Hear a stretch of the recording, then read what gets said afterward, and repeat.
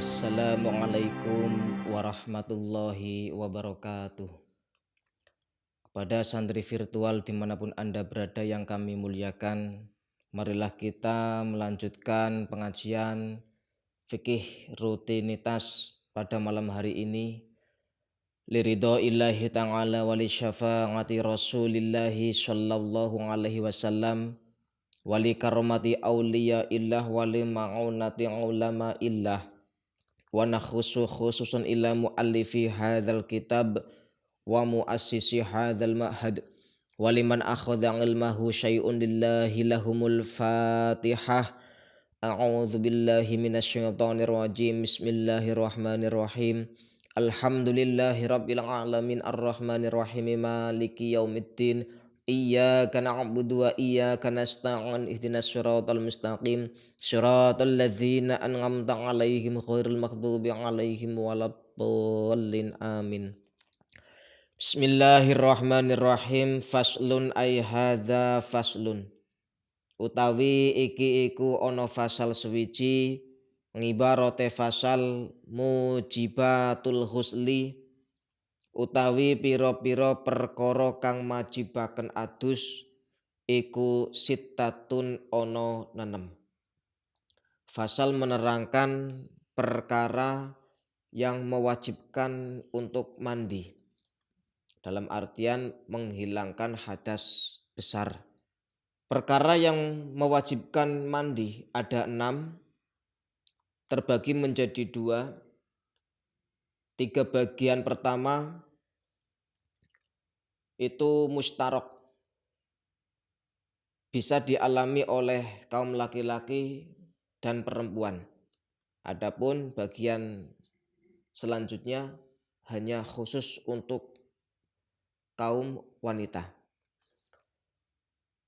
Endi rupane 6 ilajul hasyafati suwiji manjingaken hasyafah fil farji ing dalem farji.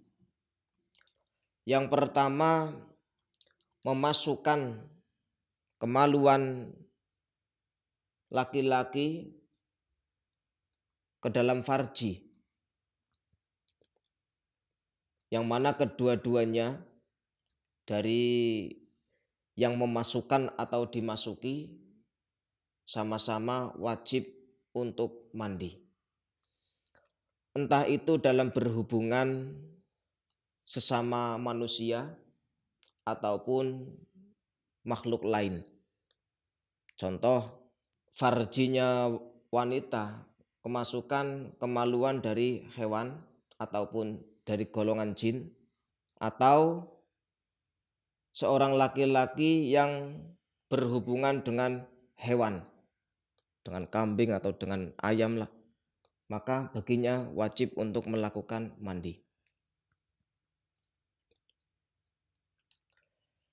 Juga dalam memasukkan alat vital, entah itu keluar mani ataupun tidak, tetap mewajibkan mandi.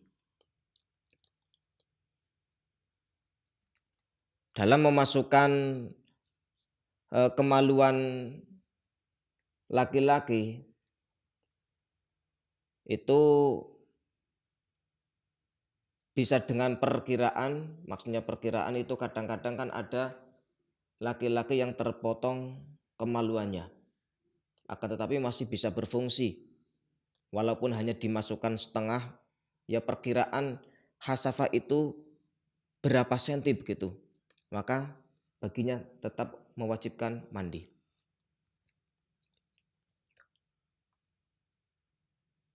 Disengaja ataupun tidak disengaja juga tetap mewajibkan mandi.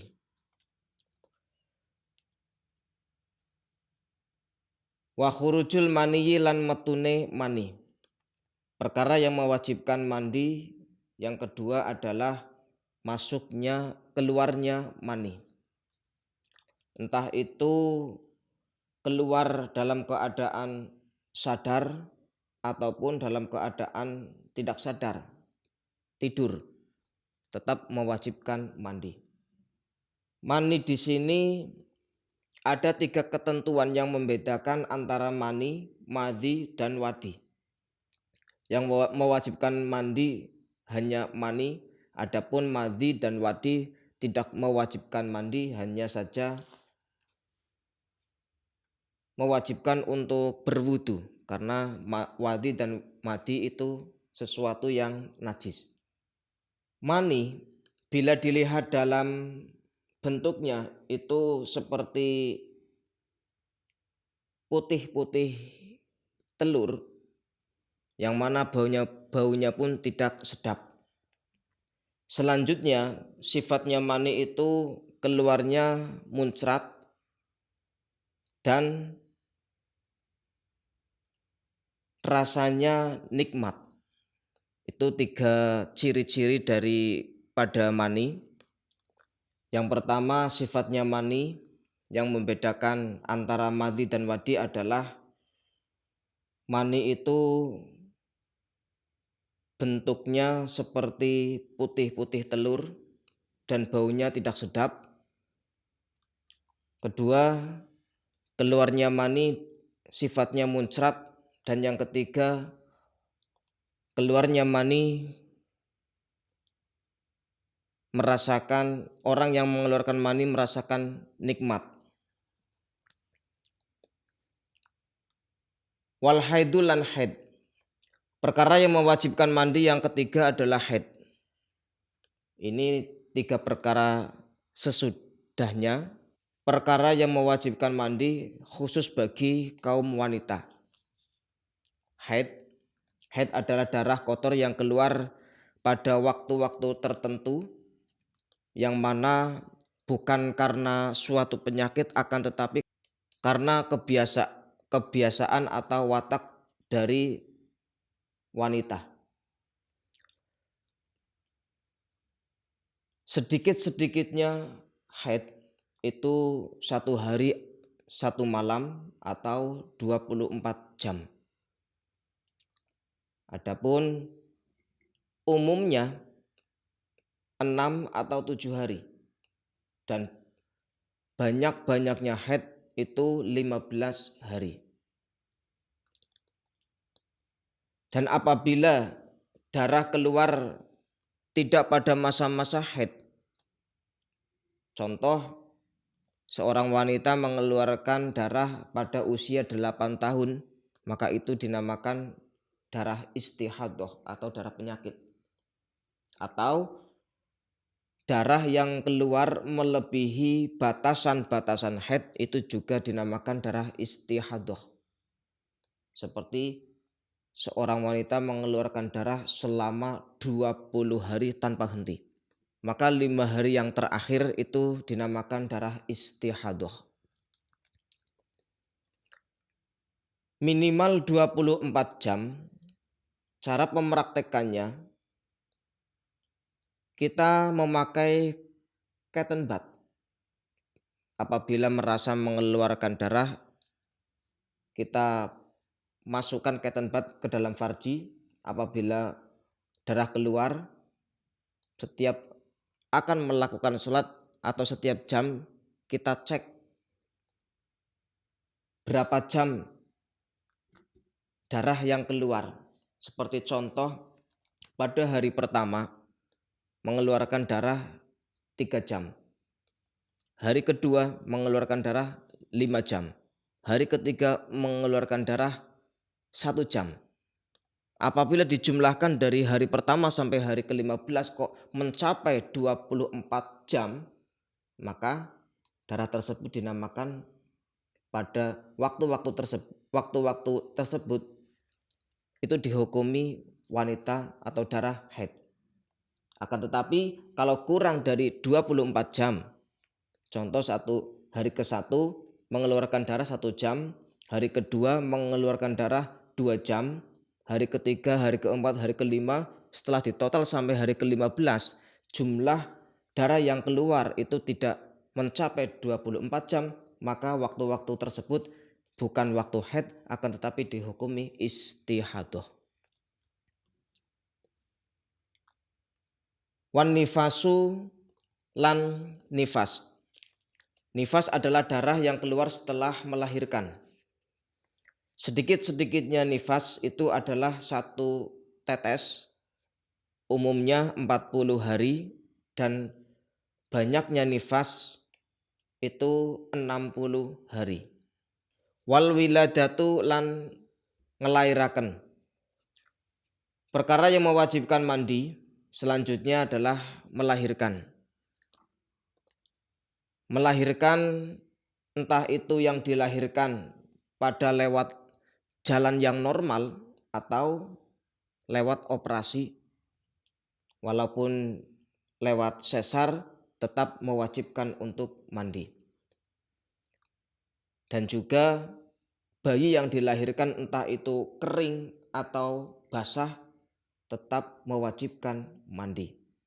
Walaupun yang dilahirkan itu darah seperti bayi kluron yang belum maujud manusia, seperti darah kempel, keluar darah kempel, tapi darah tersebut itu diyakini pada dasarnya darah tersebut itu akan menjadi janin, maka baginya tetap mewajibkan mandi karena dihukumi sebagai orang yang melahirkan. Wal mautu lan mati. Mati juga mewajibkan untuk mandi, akan tetapi yang wajib bukan orang matinya, tapi orang yang hidup wajib memandikan jenazah. Kecuali mati-mati pada mati syahid dan bayi kluron. Mati syahid adalah matinya orang muslim dalam keadaan perang. Entah itu matinya terhunus pedangnya sendiri atau pedangnya temannya, bahkan pedangnya musuhnya, entah itu matinya jatuh dari kuda, entah itu matinya karena banyaknya tato, tapi masih pada masa-masa peperangan, maka hukumnya tetap mati syahid. Tapi apabila setelah selesai perang, setelah itu ada prajurit-prajurit yang gugur, maka tidak dihukumi mati syahid karena di luar masa-masa perang. Atau mati sebelum perang, itu juga tidak dihukumi mati syahid. Adapun syahid itu ada 3, syahid dunia, akhirat, yaitu orang Islam memerangi orang kafir karena li'i'la'i kalimatillah. Ada syahid dunia. Syahid dunia adalah orang Islam memerangi orang kafir tapi bukan karena li'i'la'i kalimatillah, tapi karena ada sesuatu yang dituju, seperti halnya ingin merampas harta benda orang kafir atau yang lainnya.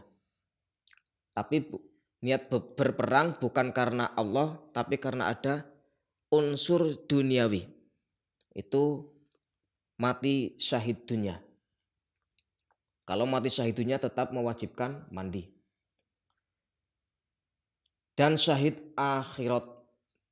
Syahid akhirat adalah orang yang mati dalam keadaan sakit, dalam keadaan mencari ilmu, sakit karena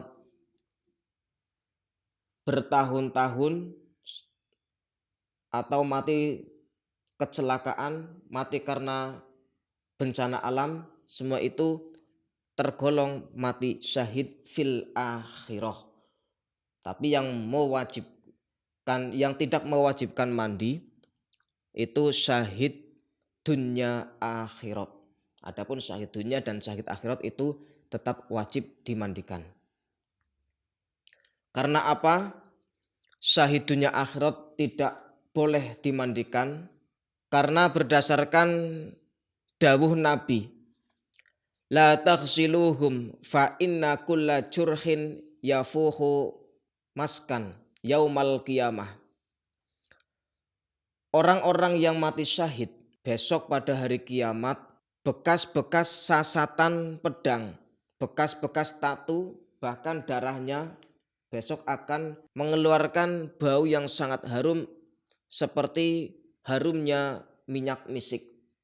Selanjutnya yang tidak boleh dimandikan adalah bayi keluron. Bayi keluron itu adalah bayi yang lahir sebelum pada masanya dan lahir dalam keadaan sudah meninggal. Dan juga tidak diketahui tentang kehidupannya. Maksudnya kehidupannya lahir-lahir itu sudah dalam keadaan meninggal, tidak menjerit dan tidak bergerak. Biasanya pada masa-masa hamil muda, 6 bulan, 4 bulan, itu masa-masa yang masih rawan terjadinya keguguran. Apabila ada bayi yang keguguran belum pada masanya dan sudah dalam keadaan meninggal sebelum dilahirkan atau lahir sudah meninggal, maka tidak wajib dimandikan. Sekian dari kami, banyak kesalahan, mohon maaf yang sebesar-besarnya, semoga bermanfaat. Wabillahi taufiq wal hidayah waridho wal nginayah. Wassalamualaikum warahmatullahi wabarakatuh. Subhanakallahumma wa bihamdika asyhadu an la ilaha illa anta astaghfiruka wa atubu ilaik.